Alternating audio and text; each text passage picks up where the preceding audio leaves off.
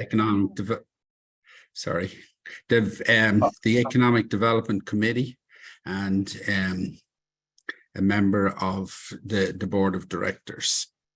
I also own a construction company that remodels office space, a TI contractor called Parker Brown Incorporated. Paula, would you like to introduce yourself?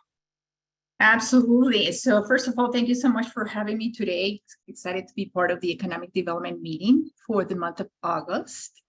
And as a community bank of the region. Paula, let's just do a brief sort of who you are, and then because I'm going around everybody that's on the call, and then I'll introduce you to speak in a little bit. All right. So Paula Bajon, Community Development Manager for Mission Valley Bank. Thank you. Paul? Good morning, everybody. I'm Paul Palkovic. I am a commercial insurance broker and employee benefits broker with Colchin Ross Insurance Services in Tarzana. We're a small but elite group of brokers that specialize in small to medium-sized business owners. Thank you. Brad, who I also will introduce at length later. Would you like to just say hi? Hi, Brad Rosenheim. Good to see you. I knew you would do that. Thank you, Brad, as always. Matthew Tobin. Oh, hi, Matthew Tobin. I'm with AmeriFactors. We do non-recourse invoice financing. Thank you. Eric and then Merrill. Hi, good morning. I'm Erica. Eric, I'm sorry. I am Eric Nishimoto. I'm a real estate broker with Lee and Associates Commercial Real Estate. Thank you, Merrill, and then I am going to go back to Erica. Merrill, you're muted, unfortunately. I hit unmute and it didn't work, so I apologize. Hi, I'm No Meryl problem. Parker. I am the Vice President of Global Real Estate and Workplace Services at Data Direct Networks in Chatsworth. We are a HPC and AI data storage solution company. Thank you. Erica? Thank you. I'm Erica Gatz with the Valley Economic Alliance.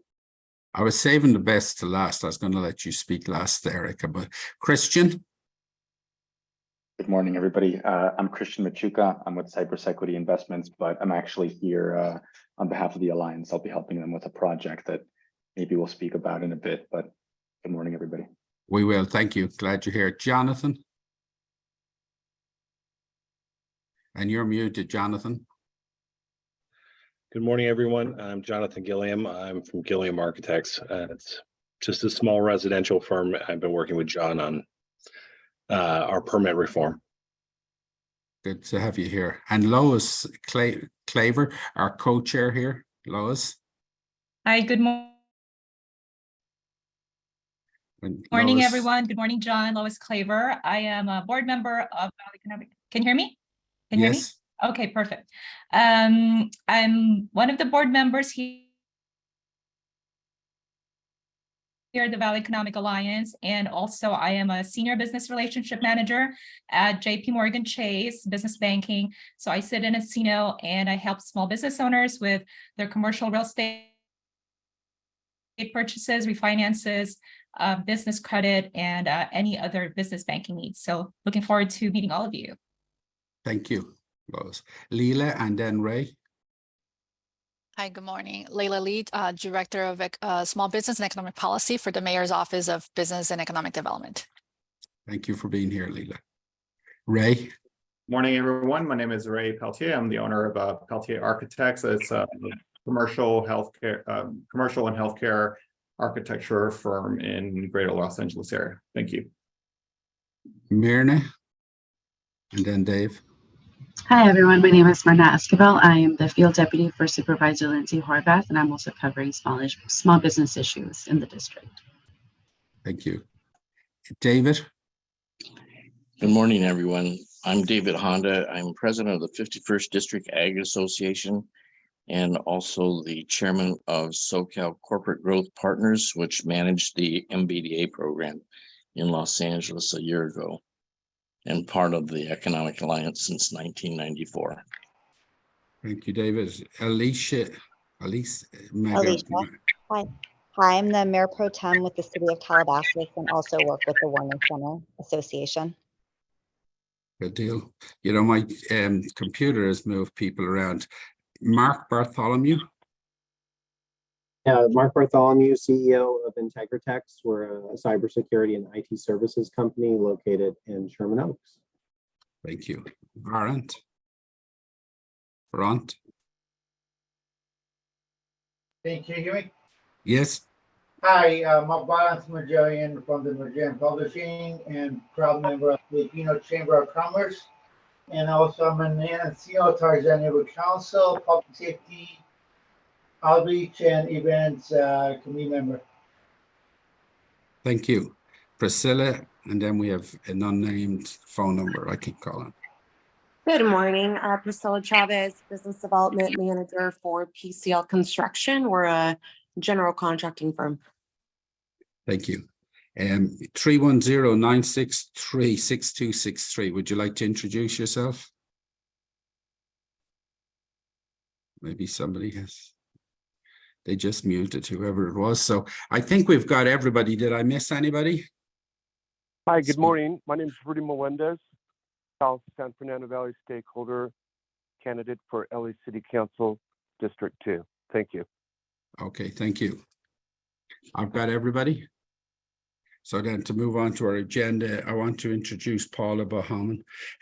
Paula's bio: as a highly experienced business development professional, Ms. Bahaman has a history of consistent success driving the planning and execution of mission-critical projects and services. She is a leader in the integration of diverse assignment that support corporate programs and service offerings, with a solid record of exceeding both management and customer expectations with superior client relationships.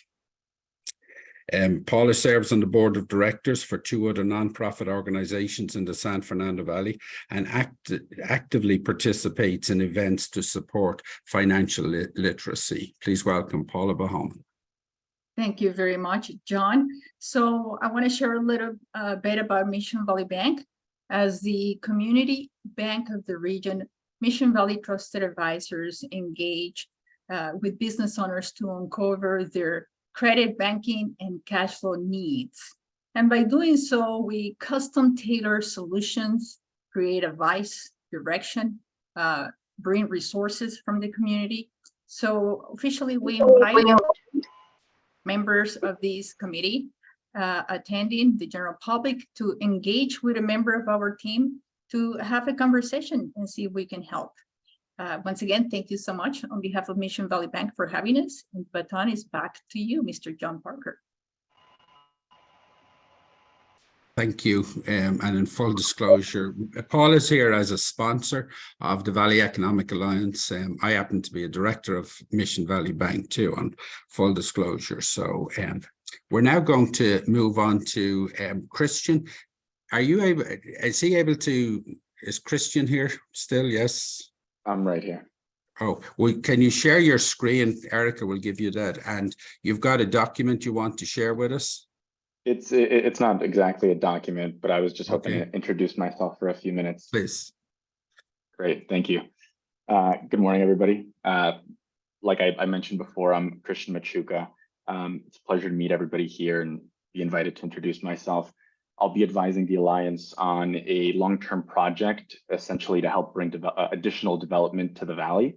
But I'd like to introduce myself before I touch on that a little bit more. I've lived in the Valley for most of my life. Specifically, I was raised in Van Nuys. I attended Milliken Middle School, Van Nuys High School, and then Santa Monica Community College before transferring to UC Berkeley, where I majored in business. I've seen the Valley change a lot over the past 20 years that I've been there. And my hope is to continue playing a role in its development going forward.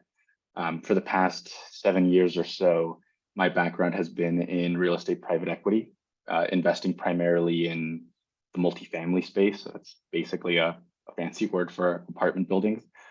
Currently, I'm at Cypress Equity Investments. We're a national apartment developer based out in Brentwood. Before then, I was at Essex Property Trust working in their asset management group. Essex is one of the largest owners of apartments in the country.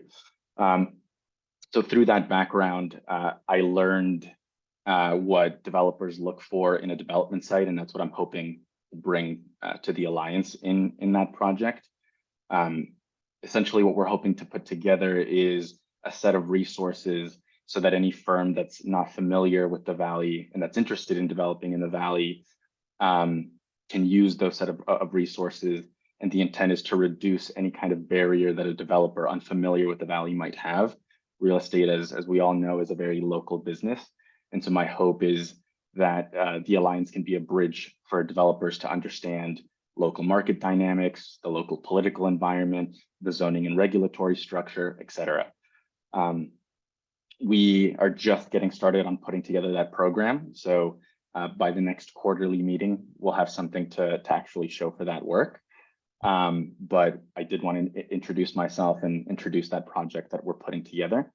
The last thing I'll mention is that personally, I'm going through a bit of a transition myself.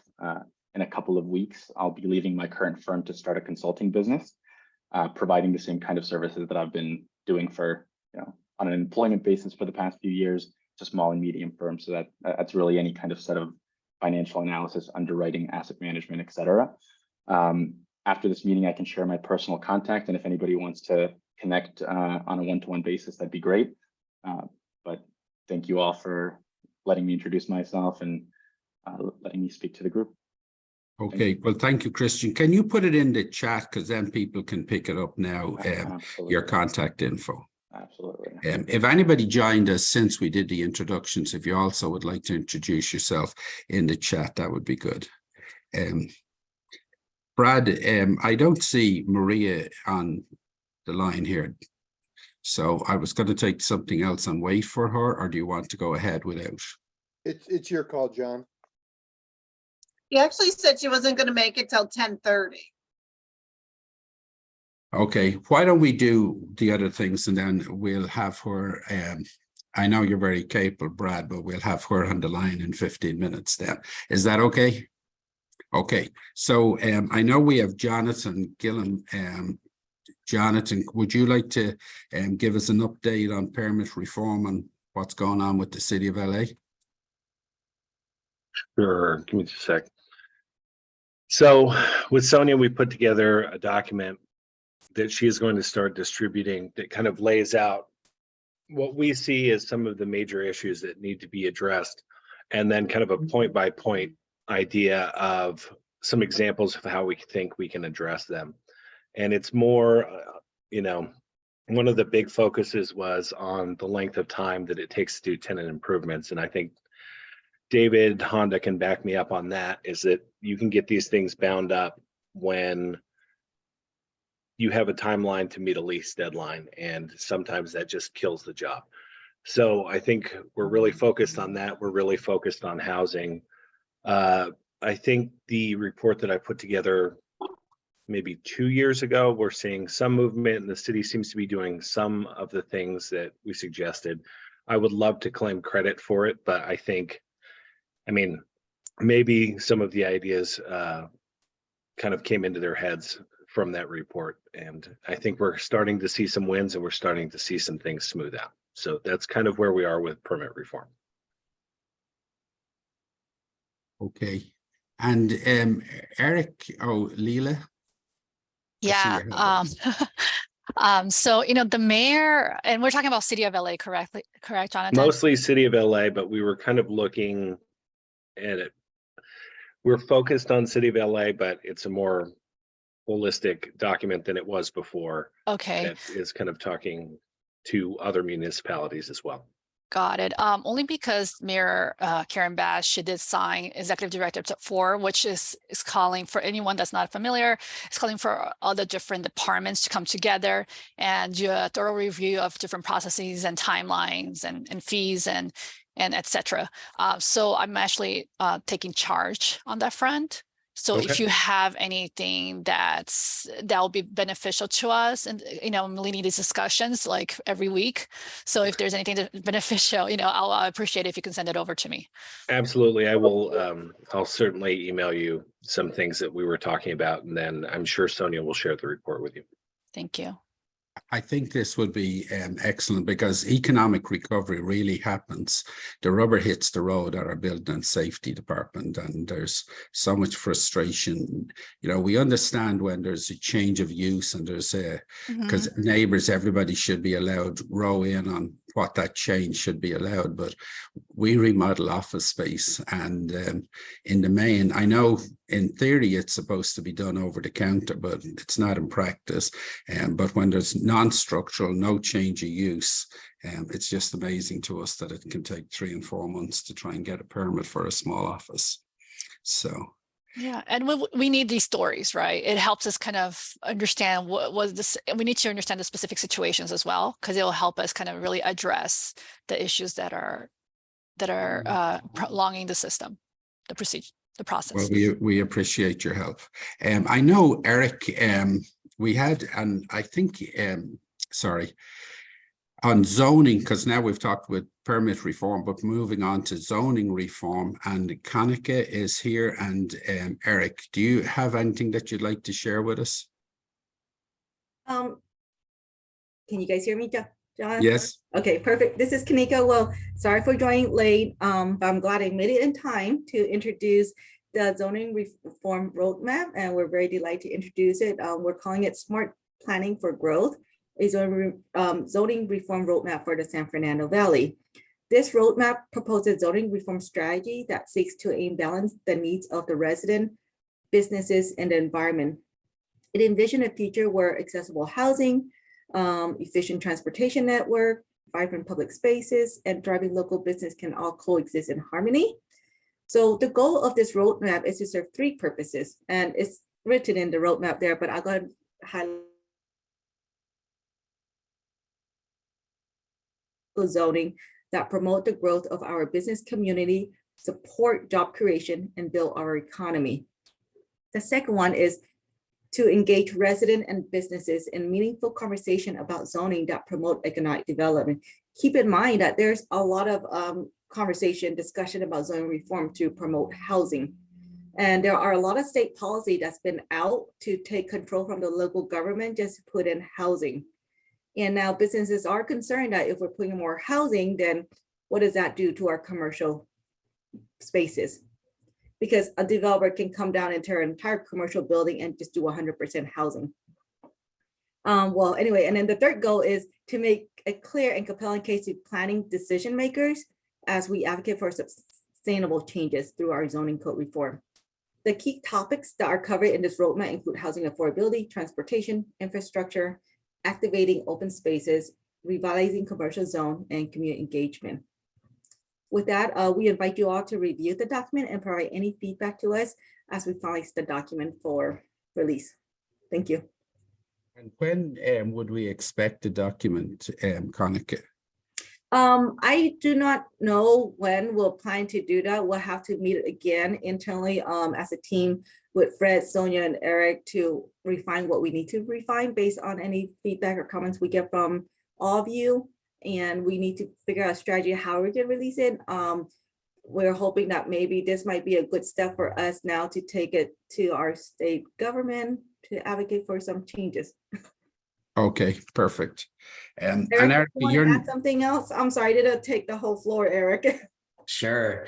Just as a kind of an overview, I mean, I think the team looked at some of the issues that, from the private to public sector, and we kind of pinpointed some areas that we said, hey, some of the issues that some of the business faces are probably maybe not enough parking for them to allow them to do certain uses in certain commercial spaces.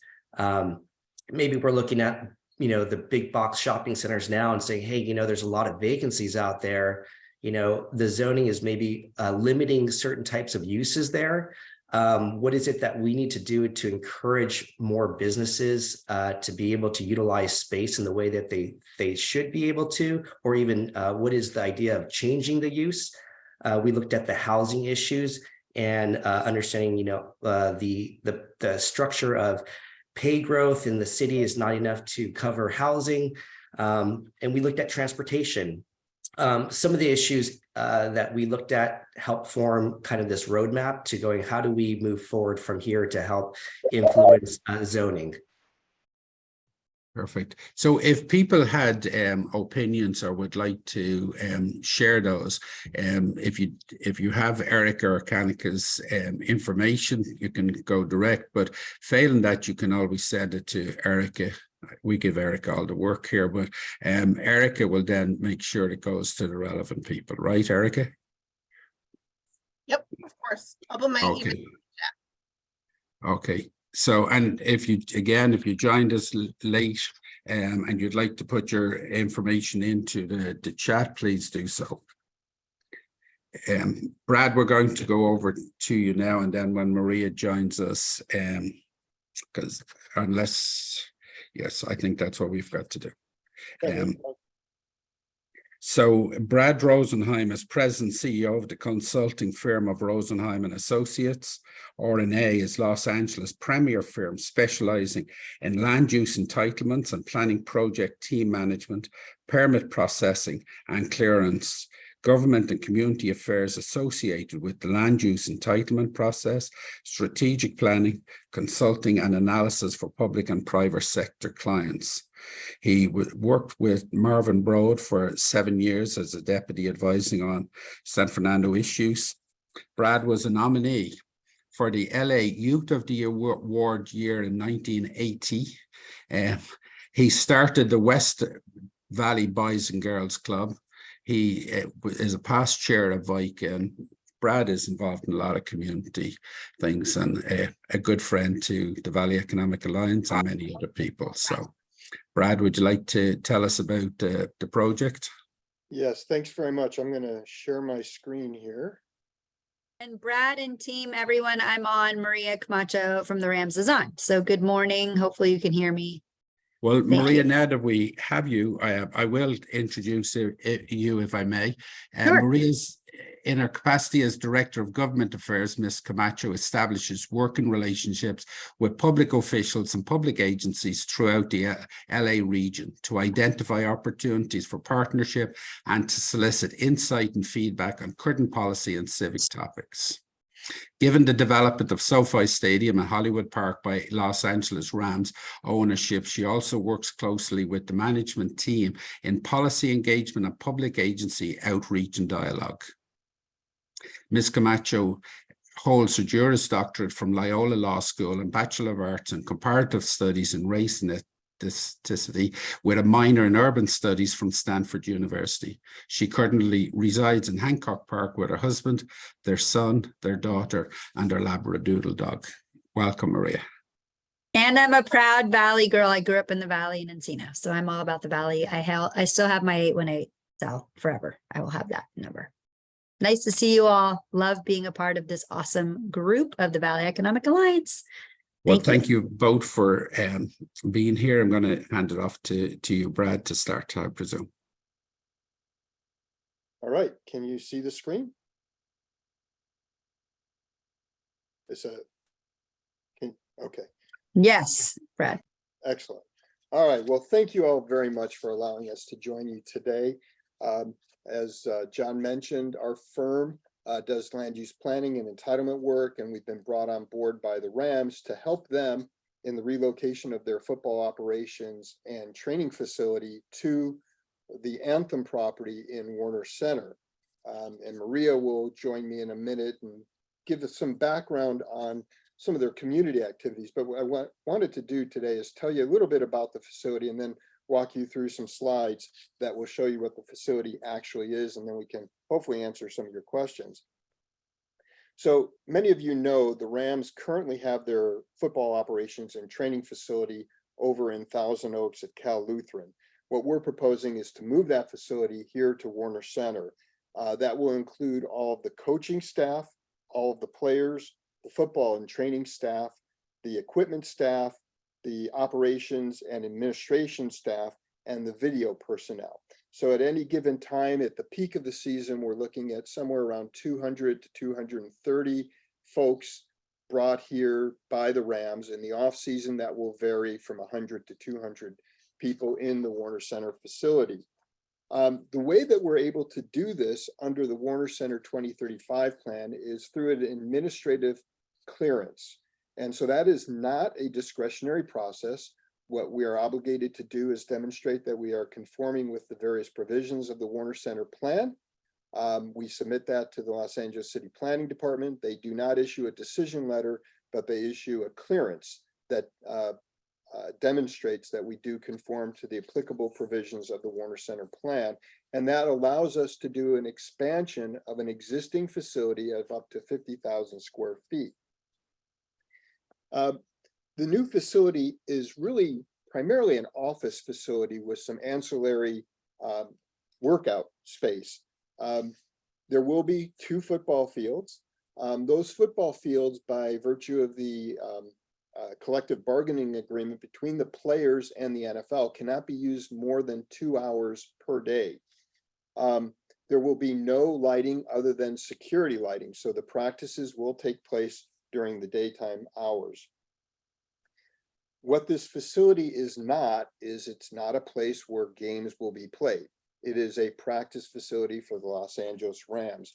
There are no bleachers, there are no facilities for fans to come watch.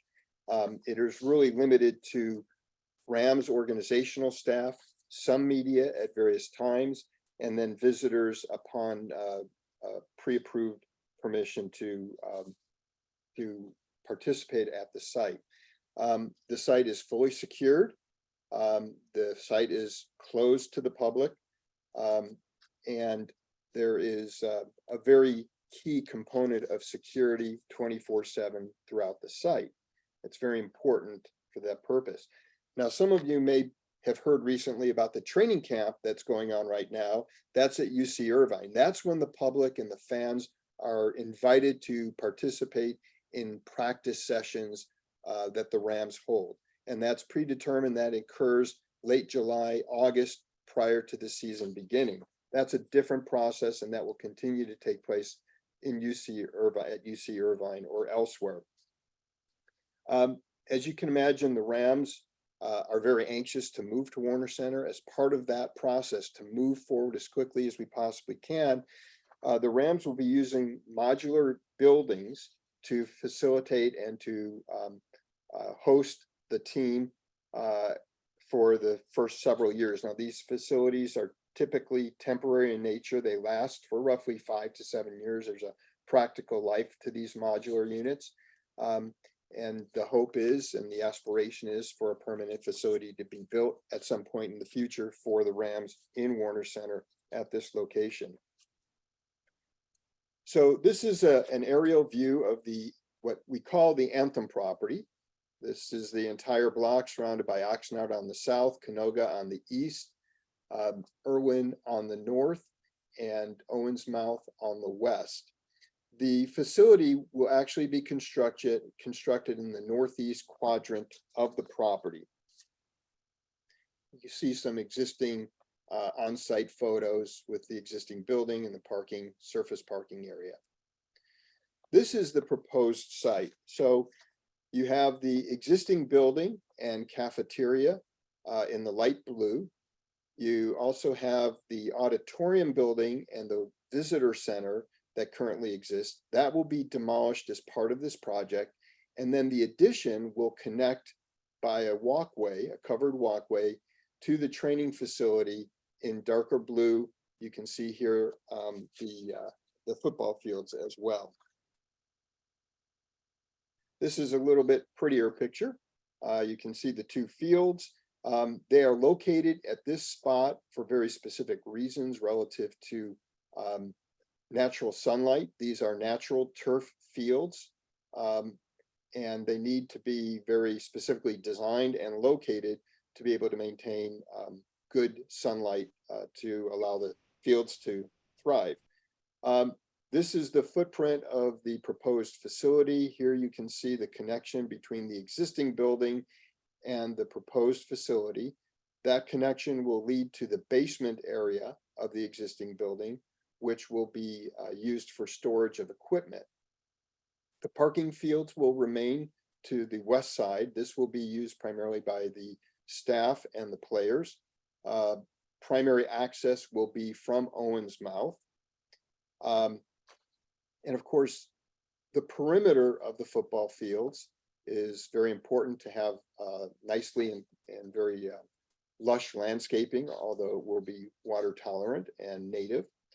And we're hoping that we can get through this very quickly in the city process to get this underway and constructed. The fields will take a fair amount of time to grade perfectly for purposes of utilization. So this is the actual facility itself. The northern portion is primarily meeting rooms. You have the coaches' offices, you have the team meeting rooms, and each of the various positions have their own meeting space, and then there are rooms for the team to meet in total, media operations, and then video folks. And then the southern portion is really the training area, where the weight room is, the locker room for the players, equipment storage, and then the training room where the physical staff works with the players. So this is an aerial view of the site looking to the southwest. You can see the fields. These fields are surrounded by a fenced area. It is opaque, so people cannot be looking in. And then the rest of the facility will have a more decorative type of fencing around it for security purposes. That's a very key component of the site. So as I said, the two full fields are natural turf. There are some artificial turf areas for running certain practice drills with players. The coaches' offices, one of the key features is to allow the coaches to look onto the field during practice when they're not on the field with the players. So this aligns really well for the practice areas. This is the weight room area over here. This is another view looking to the northeast, and you can see here the connection between the new facility and the existing facility.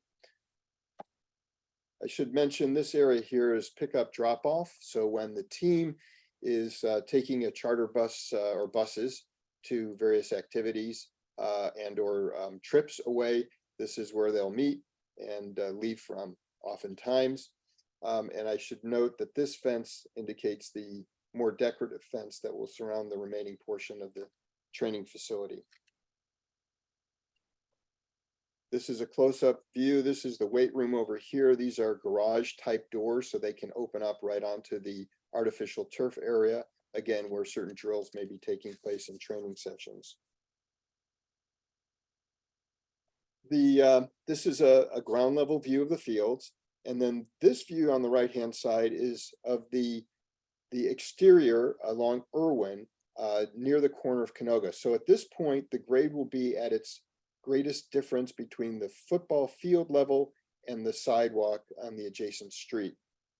And that's in order to create a perfectly flat pad for the two playing fields. And then as this goes to the west, it will daylight and grade level towards the westerly driveway on Irwin. This is the landscape plan. Again, as I mentioned, it will have a lot of natural low water utilization plantings, but it will be enhanced to help buffer the facility from the public right-of-way. I should also mention just real quickly, the primary access to the site will be from Owensmouth for the players. There will be certain deliveries taken off of Canoga. We're also planning on closing 2 driveways along Irwin and one along the northern portion of the site along Canoga. But again, Owensmouth will be the primary access, and there will be security at that point. With that, I'd like to turn it over to Maria to talk a little bit about the community aspect of the ramps. Thank you so much, Brad. Hopefully that gets everybody excited. Season is here. We're at training camp now in Irvine. Thank God I don't have to drive down there every day. But super exciting that here we are talking about our coming home to the Valley. So as Brad explained, this really is a facility for our football ops and training side of things, the facility that we're focusing on. We're super excited to be, and I know I'm excited to be home in the Valley. And so we're also just as, thinking about the future of our success off the field, right? Of course, we want to do well on the field, but we always want to also do well off the field.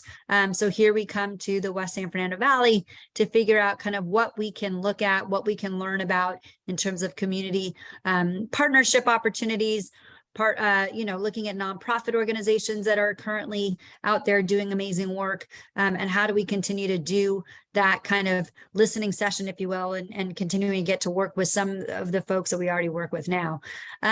So for us, the vision from our community perspective is really how do we inspire change and really focus on promoting access, opportunities, and driving equity. Like those are kind of the big overarching concepts that we look at. And it, of course, through various charitable partnerships and initiatives across the LA region, we always try to find ways to address kind of this group of topics: poverty, education inequities, food and housing insecurities, community police relations, youth mentorship, youth health and wellness, and of course, supporting our active and veteran military members and families. So those are kind of like the big picture items that we try to jump into when we're able. We have a lot of programs out there that currently exist now. So I think we'll try to continue to do the programs, but also maybe kind of expand upon or tighten up some of the programs based on the San Fernando Valley region and what we can kind of jump into. But some of the programs that I'll just highlight, I think it's like 10 or so that I have here, but Play 60 is one. We've conducted Play 60 assemblies and field days at local schools. And that's really to get kids to realize the importance of physical activity and healthy lifestyles, along with obviously getting the kids to be committed to being out and about for at least 60 minutes a day. That's why it's called Play 60. Another program that is super fun is Rams Readers. So we foster a love for reading and literacy skills among 1st to 3rd grade students. We go into classes, into schools, and get kids to think that reading is cool.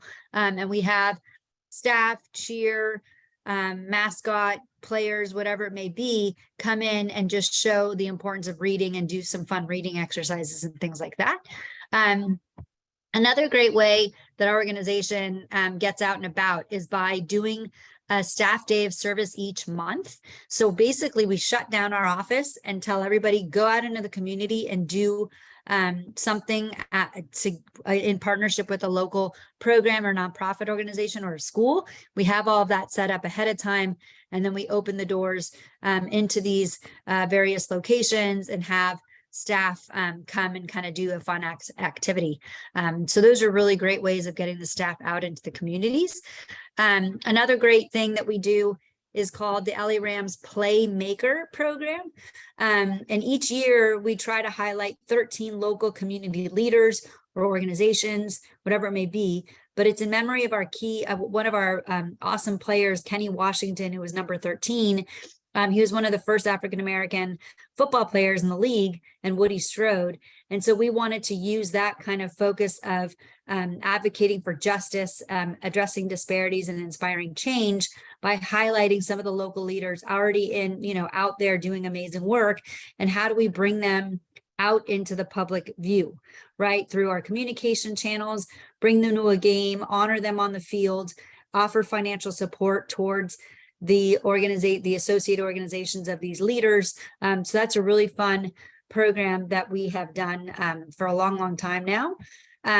Another thing that we obviously do is how do we engage in the local football programs, whether it's high school or younger kids out there playing. So we try to offer financial donations to high school football programs or youth football programs led by coaches who we really feel embody leadership, character, and emphasize kind of the significance of education. So yes, we want coaches to be out there getting the youth excited about playing, but we also, applaud those coaches who are focusing on the importance of education. So that's another way that we do that through our Coach of the Week program. There's football camps that we do. I don't want to go into the weeds on things, but football camps that we do And then we try to find ways to donate equipment to programs, football programs, whether it's high school or lower school age kids programs that exist. So there's ways that we can kind of partner through that lens. And then our LA Rams has a really cool coaches shadow program where we engage with high school coaches, bring them that we've selected, we've heard are just wonderful coaches that are doing a lot out there in the community. We bring them to training camp. So there are probably some out there this past week that we come bring them out, and then we have them engage with the coaches while we're at training camp in Irvine.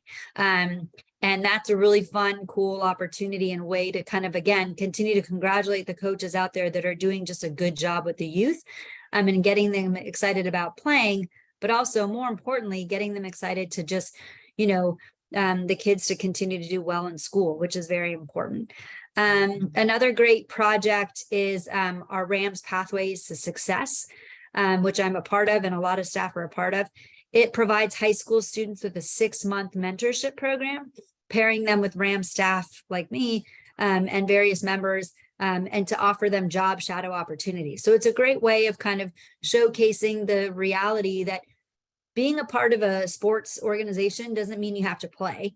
It just means that maybe it's just your passion is just kind of doing different things within the sports world. And so that's a fun way that we get to do that.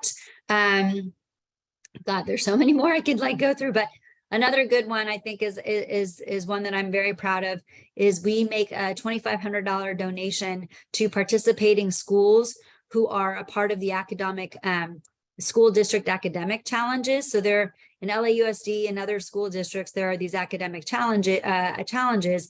And so in order to kind of continue to, applaud the districts that are doing great work and putting these challenges together, we want to support and donate to the schools that win. And another really cool one, I'll land on this one, is super exciting, our female tackle and flag football that's been kind of kicked off recently.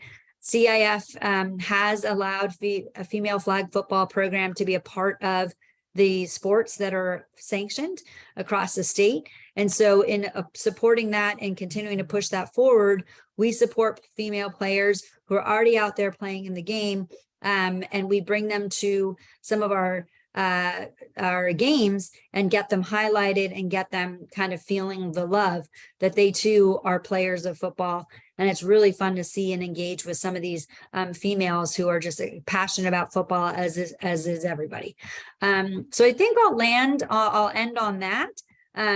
There's obviously a lot that the community team does. We just love being out there in the community and trying to uplift the region through these various pillars and things that we work on. So you all know how to reach me, but happy to engage if there's some ideas that you all have.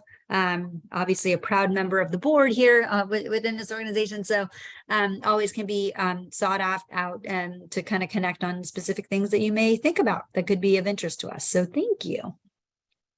So can we take down the screen sharing and then we'll open up for some questions if I know Fred Gaines is on and I'm sure he has a question or a comment. Did I lose Fred? Oh, there he is. So the Vegas line is 6.5 on wins, and I think it's ridiculously low. So I'm going all in. All my retirement money, everything is on the over on that. And that's a pretty good idea, don't you think, Brad, Maria? I think it's a great idea, Fred. Whatever you say, Fred. We just need you on the field. Get on out there. Get down to Irvine. I know. I love it. I love it. Get on down there. So I know this is the temporary solution. This is great. And any discussion yet or any schedule? I know you probably don't want to talk too much about it, but for what a permanent facility might include at this site, including whether it's going to include areas for the public. I know that the Cowboys in Dallas built a facility that has both their training and then it's got sort of a public spaces where they do concerts and public events and community convention type things and have restaurants and shops and things like that. Is there a long-term plan that might include those other types of uses at the here in Warner Center? But at this point, Fred, there is no plan for the rest of the site or for the permanent facility for the Rams. Hopefully that will be coming in the not too distant future, but the focus really has been getting through this current iteration of the facility. And that's really where we've dedicated 100% of our time. Let me just follow up. Is there a public process on this where you need public support for this, or is this a ministerial approval? Yeah, it's an administrative clearance, so there is no public process. We have been going to the community just to let them know what's happening, but there is no hearing or actually no decision letter. It's an administrative clearance. Thank you. Thank you. Is there anybody else would like to ask any questions of Maria or Brad? Okay, seeing none. Thank you both, Brad and Maria. We look forward to this. When do we think that this could happen, Brad? Well, I think realistically, the fields may be ready sometime in the spring, but hopefully everything will be up and going prior to the next season and operational. That's the objective. Well, I think I and a lot of other people are very supportive and look forward to all that happening. So thank you both again. Well, thank you very much for the time today, John. That's all. Thank you. Hey, Thanks so much. Thank you, Maria. So I do want to go back to Eric for an update on what's happening with vacancies in office and industrial in the San Fernando and our 5 cities, if you have anything that you can share, Eric. Sure. So my background is in commercial real estate. I do a lot of leasing for landlords and tenants. And to give you kind of a spotlight where we are right now, just in the greater San Fernando Valley, in terms of vacancies, since, as we're looking at, how the economy is moving, what are we doing with the shopping centers that are big boxes or industrial and office? Specifically in the office sector, what we're seeing is we've seen significant growth in vacancies over the last 4 quarters of 2022, 2023. To kind of give you perspective, right now in the San Fernando Valley, some of the areas that are more infilled, that are not along the major corridors. When I say major corridors, I'm talking about the 405, 101, even the 118. But if you're stuck in the middle of the San Fernando Valley or away from some of the transportation corridors, we're seeing the greatest amount of, we call it B class, which is not an A class building. It's a secondary building. We're seeing significant vacancies growing in some of those buildings. So to give you perspective in generalities, right now, we're looking for approximately around, 22% in total availability vacancy factor. So there is a significant amount of sublets that are now available. And we're seeing that growth, and we'll probably see the continuation of increase in vacancies in the next couple of quarters. In terms of industrial, we've seen the biggest jump in industrial vacancies grow over the last 3 quarters. We've seen it double and triple. In fact, the biggest hit areas right now are probably spaces under, let's call it 10,000 feet. So folks that are renting, 3,000, 4,000 feet, we're seeing significant vacancies in that space range. I think it comes down to the small business owners trying to maintain their businesses. So giving generalities again, in the greater San Fernando Valley, we've seen the vacancies jump to about 28%, and even closer to 32 with some of the sublets. That was the biggest amount of increases that we've seen. And to give you a sense, this has taken over maybe about 240 buildings in the San Fernando Valley of all industrial warehouses. Okay. Worrying, but hopefully we're all going to recover real soon as we get past this COVID. So was there any other questions?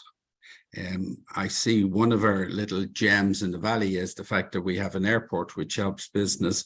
And I know we had an issue yesterday at Van Nuys, and I see we have the community relations person from Van Nuys. Diana, would you like to say what's going on at the valley or any update that you're allowed to give from that?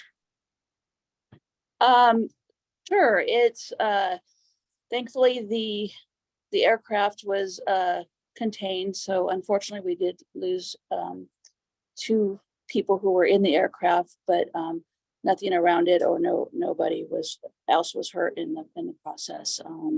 We're not allowed to give the names yet, Sure. but